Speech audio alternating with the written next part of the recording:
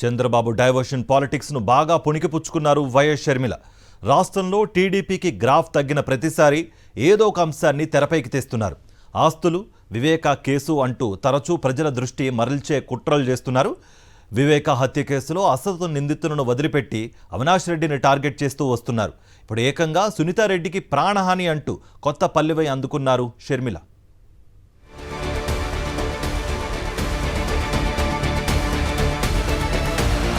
దేశవ్యాప్తంగా వక్ఫ్ బిల్లుపై రగడ చోటు చేసుకుంటున్న నేపథ్యంలో ఏపీ కాంగ్రెస్ అధ్యక్షురాలు షర్మిల కొత్త అంశాన్ని తెరపైకి తెచ్చారు. వివేకానందరెడ్డి కూతురు సునీతారెడ్డికి ప్రాణహాని ఉందని, ఈ నేపథ్యంలో కడప ఎంపీ అవినాష్ రెడ్డి బెయిల్ వెంటనే రద్దు చేయాలని డిమాండ్ చేశారు.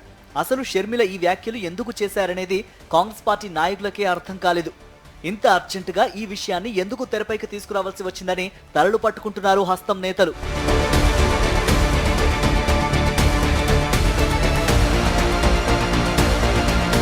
అయితే షర్మిల వివేక హత్య కేసును తెర మీదికి తీసుకురావడం వెనుక అసలు కథ వేరే ఉంది. వక్ఫ్ బిల్లు విషయంలో చంద్రబాబు 2 నాల్కల ధోరణి బయటపడొద్దని, దానిపై చర్చ జరగకూడదనేది షర్మిల ఉద్దేశం.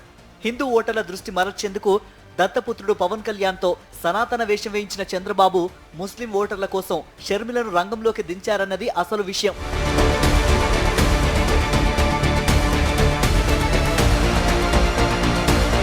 చాలా కాలంగా చంద్రబాబు డైరెక్షన్ లో పనిచేస్తున్న షర్మిల పచ్చ పార్టీ ఆదేశాల మేరకే రాజకీయం చేస్తున్నారు. తన రాజకీయ మనుగడ కోసం చిన్నాన్న వివేక హత్య కేసుపై ఎన్నోసార్లు మాట మార్చిన షర్మిల ఇప్పుడు మరోసారి అవినాష్ రెడ్డిని టార్గెట్ చేశారు.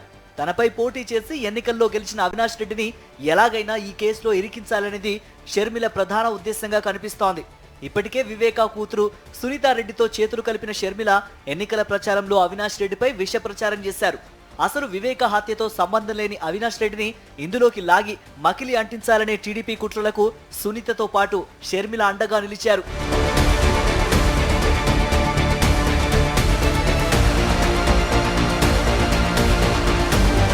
వివేక హత్య కేసుకు సంబంధించి ఇప్పుడు కొత్త వాదన తెరపైకి తెచ్చిన షర్మిల దస్తగిరి లాంటి వారి గురించి ఎందుకు మాట్లాడడం లేదనే విమర్శలు వినిపిస్తున్నాయి.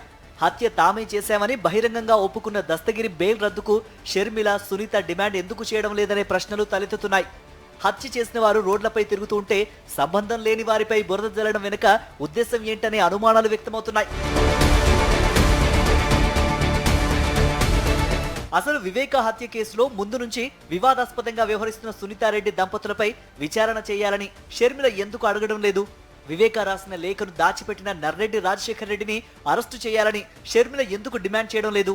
దశాబ్దాల పాటు వివేకాను అనుసరించిన పిఏ కృష్ణారెడ్డిని చిత్రహింసలు పెట్టిన సిబిఐ ఎస్పీపై చర్యలకు షర్మిల ఎందుకు ఫిర్యాదు చేయడం లేదు? హత్య విషయంలో కృష్ణారెడ్డి మాటలను షర్మిల ఎందుకు నమ్మడం లేదన్న ప్రశ్నలకు సమాధానం మాత్రం లేదు.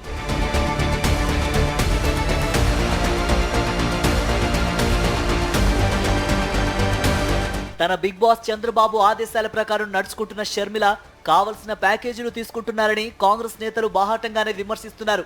కేవలం రాజకీయ పబ్బం గడుపుకోవడం కోసమే అమాయకులను కేసులో ఇరికించే కుట్రలు చేస్తున్నారని మండిపడుతున్నారు. రాజకీయ ఎదుగుదల కోసం షర్మిల చేస్తున్న ప్రకటనలు కూటమి సర్కారు కుట్రలో భాగమేనని రాజకీయ విశ్లేషకులు భావిస్తున్నారు. రాజకీయ ప్రత్యర్థులను ఏమైనా చేయాలనే కూటమి నేతల ఎత్తుగడల కోసం షర్మిల ముందుగా స్టేజ్ సెట్ చేస్తున్నారా అనే అనుమానాలు వ్యక్తమవుతున్నాయి. నిజంగానే సునీతారెడ్డికి ప్రాణహాని ఉంటే కూటమి ప్రభుత్వంతో ఎందుకు సెక్యూరిటీ ఇప్పించలేదనే ప్రశ్నలు తలెత్తుతున్నాయి.